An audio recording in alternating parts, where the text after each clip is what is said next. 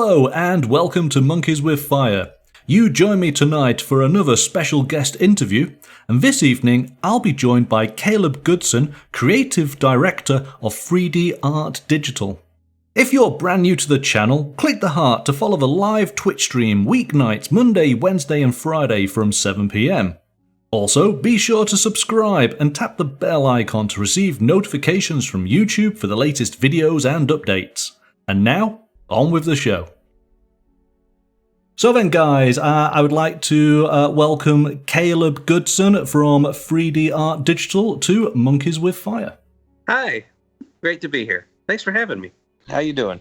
I'm very well, thank you. You are live on the channel. And what we'll do then is we'll jump straight on in because we've got a whole host of renders from all the miniatures that are available as part of the campaign. And I mean, having already seen them, they are truly amazing. But you can tell us all about the lore, the history that's been built up behind these miniatures, because they're not just a set of minis, they're characters, aren't they? Oh, yeah. Everything you see here, I came up with a story for.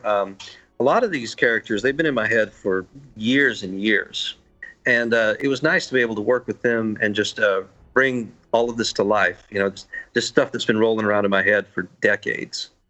So why don't you introduce this character and then tell us all about her? Okay, so this is Branagh Tree Mother. And she came about because when we had finished all 50 characters, we started to take a look at everything. We realized we didn't have enough women.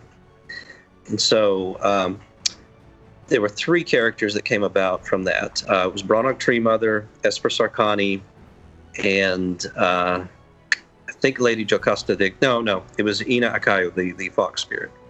Now, this one, I decided that we needed someone regal and a leader of a potential faction later on. See, we're planning on opening up a Patreon, and she's going to feature in the first couple of months as the leader of the Sealy Court. So I described her as regal, beautiful, connected to nature, very powerful mystically. And Yulia, the sculptor, just knocked it out of the park with this. I had no idea that there was going to be a hummingbird shooting out of her hand. Yes, it's a beautiful little feature there that she has. I mean, she's incredibly detailed, but of course, having worked on with 3dartdigital miniatures, myself and the collective, we know how detailed their sculpts can be. Oh, they're amazing artists, and they really deserve to be in the top tier. Yes, most definitely. This is Olara Wild Eyes. She is an elven necromancer. Now, in the lore that I've presented, I haven't shown this to anybody yet, but I'll tell you. Elves are invaders. They're actually from another dimension. And they regard all life except for natural life with great contempt. Where are her clothes? The corrupting energies disintegrated most of them. Well, you don't normally think of elves and necromancers in one sentence, do you? So it's a bit of a twist on the sort of cliches of sort of fantasy laws and that. Yes. Well, I'm tying this into elven arrogance. See, the elves have no regard for life other than their own. So of course they're going to animate and control the bodies of dead humans, because to them they're not really people. Now, this one is a favorite of both the team and it looks like the people who are backing the Kickstarter as well. This is Esper Sarkani. Now, Esper Sarkani was a sacrifice to a dragon. And as she was waiting for the dragon to wake up and devour her, in desperation, she wore her hands bloody and used the blood to slip out of her rope bonds. And she walked into the dragon's cave with the intent of pleading for her life. Well, instead, she heard a mystic spear calling to her. And this is Worm Eater.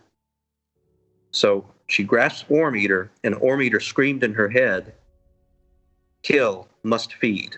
So she stabs the dragon again and again and again and kills it. And from this point on, she becomes a dragon slayer, addicted to absorbing the power of every dragon she kills. Wow, that's quite intense. This was an idea from Yulia. She asked me if we could include a carnivorous flower. And I said, yeah, absolutely, sure. And so I came up with a little story of a carnivorous flower. It's basically just an old ranger warning another person, hey, you see that flower over there? Yeah, some things best left alone. And I kind of dipped into my Southern a little bit for that one.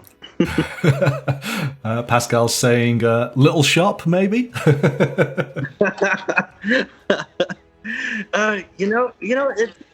It kind of does look like that now that I think about it. Yeah, there's a little bit of Little Shop of Horrors in there. Now, I believe that this is a character that people can actually download for free, so they can get an idea of the quality of the sculpt when they do back the campaign. Do you want to tell us a little bit about this character? Okay, this is Gorntak the Gentle. He's a half-orc monk, and you can download him at My Mini Factory. He was a foundling, an orphan raised in a monastery. And so what he does is he journeys around looking for more orphans to adopt into the monastery so that they can have a hope, purpose, and a future. And in spite of his monstrous appearance, in spite of his savage look, he really lives up to his moniker, the Gentle. Wow. Now, this is impressive. I like this guy. All right. So this one was an idea from Boris. He showed me this design, and he said, hey, could we use this in the campaign? And I said, yeah, absolutely, sure. He said, well, how would it fit? I said, well, he's a werewolf, obviously. I mean, look at it. He said, yeah, but I gave him horns. I said, no problem. He's a tiefling werewolf. Right, okay. And so I wrote a little story about this skinny little tiefling who's cursed with the beast within. And I came up with an idea for different kinds of were creatures. It's not lycanthropy, it's called the beast within. And so whenever you're infected with the curse, the beast will manifest in different ways. That's why we have different animal characters. It's just an aspect of that curse. And as you can see here, Boris leaned into the savage part of the beast. All right, let's move on to another character. In fact, not a character, because this campaign is not only miniatures, but it's scenery as well. Oh, yeah. Now, all of the scenery was designed by Sergei. He did all of this himself. So, I mean, he just did a tremendous amount of work in such a short amount of time. And what you're looking at right here is the mystic gong of Mythrax.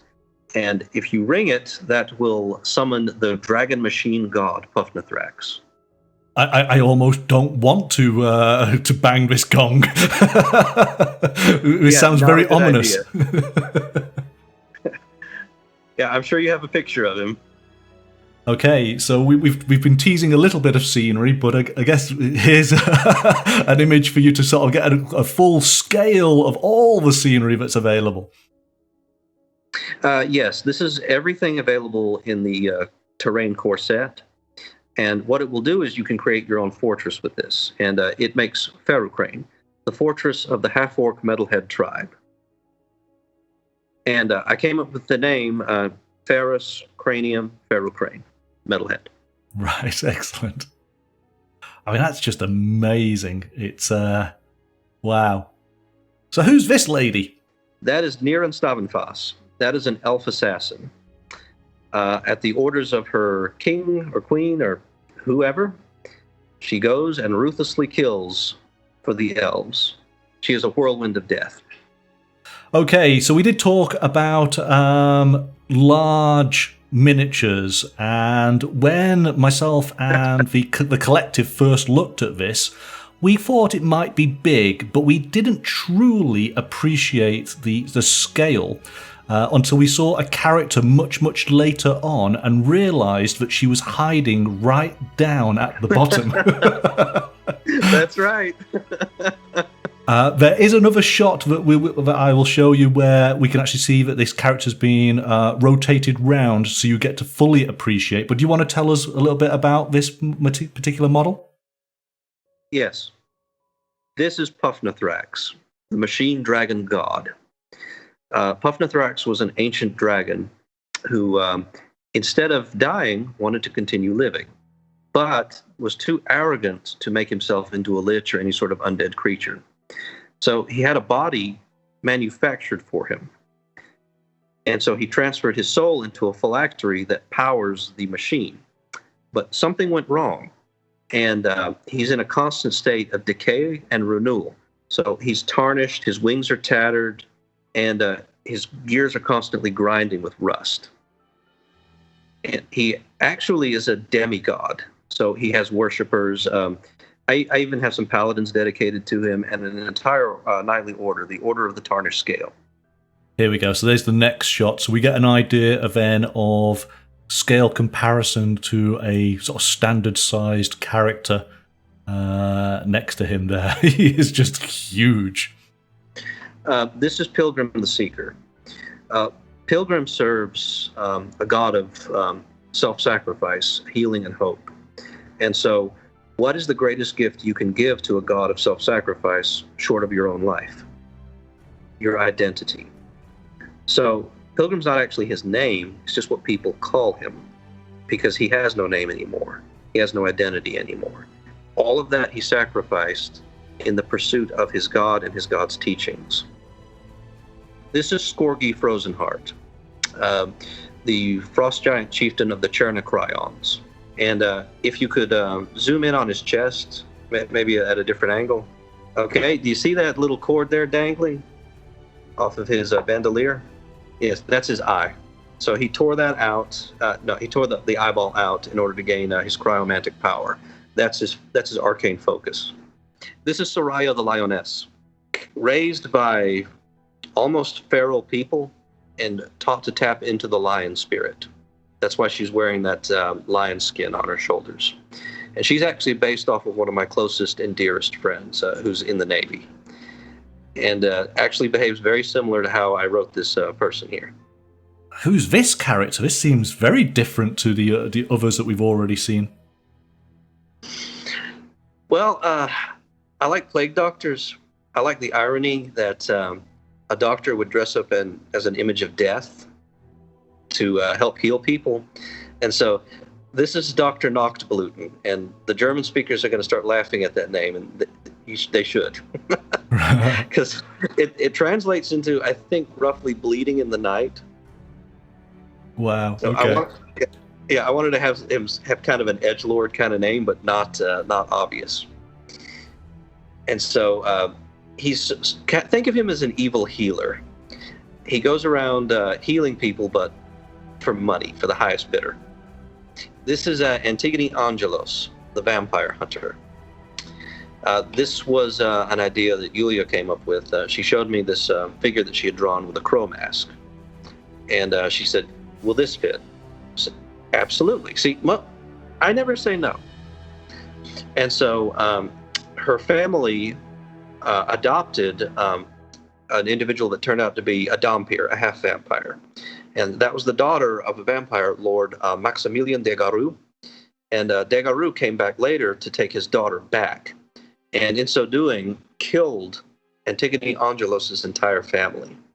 So now she trains and prepares herself to take vengeance upon de Garou, her half-sister, and the entire vampiric brood. That is Alaxar, the eternal satrap, and the only lich in this world, because he hunts down and kills anyone who attempts to be a lich. He is the ruler of the city of the dead, Ikern, and could become a god, but he won't go through apotheosis because that would interfere with his experiments in the material realm. Okay, so yet again we sort of change sort of theme a little bit here with a completely different character. Who's this? That is number 37. He is one of millions upon millions of Clockwork soldiers. whose job it is to protect the celestial clock, the very source of time, from a constant invasion of demons. So as he's aiming like that, just imagine thousands more aiming just like that in perfect unison. That is Sister Corazon Abieta. She is part of an order of nuns that inject radiant-infused water into their hearts again and again and again until their bodies adapt and the heart and blood start producing this radiant energy on its own. To where if any sort of flesh-eating undead or vampire bites into them, it causes them unimaginable pain. And so she's tied into Antigone Angelos. She's recruiting her in her fight against Maximilian de Garou. Okay, now this guy, I mean, I want to say he's cute, but I'm not sure I could say that to his face, considering he's holding that mighty warhammer. Ah, yes, Lord Hammerstrike. All right, this is a dwarven werebadger. Seriously. Seriously. He has mastered the beast within, and he travels the land with his silver-plated warhammer, trying to rescue other werebeasts from themselves, or, failing to do that, crushing them to a pulp. Oh, that's brilliant. Love it. Ah, that is Pyreal Flamewave. Another dark elven caster, and this time he's a fire sorcerer. And so we wanted to get sort of a flowing kind of dancing move with him. And we noticed we had a lot of very attractive, very sexy ladies. So, we needed a sexy guy too. That is Selena Shadowscale, the mermaid assassin. She serves the kingdom of Corazon and goes to the surface and kills different pirate lords, ones that have truly wronged her king and her kingdom. Yeah, this is a Krista Caterwall. This is a catfolk bard. And I came up with her just because, you think of cats as being playful and entertaining. And I would think, what's the most entertaining class, of course? A bard. Yeah, she's beautiful, really, really nice, and it is just such a joyous character about her. Really, really nice. And I wanted something a little bit different because a lot of these characters, they're kind of grim or dark or maybe a little violent but I wanted something that would convey a little joy, and Yulia really did a great job with this one. This is one of the last ones we designed, one of the three last. I was sitting and thinking after we had done 52 different models, and I thought, okay, what is something I don't normally see?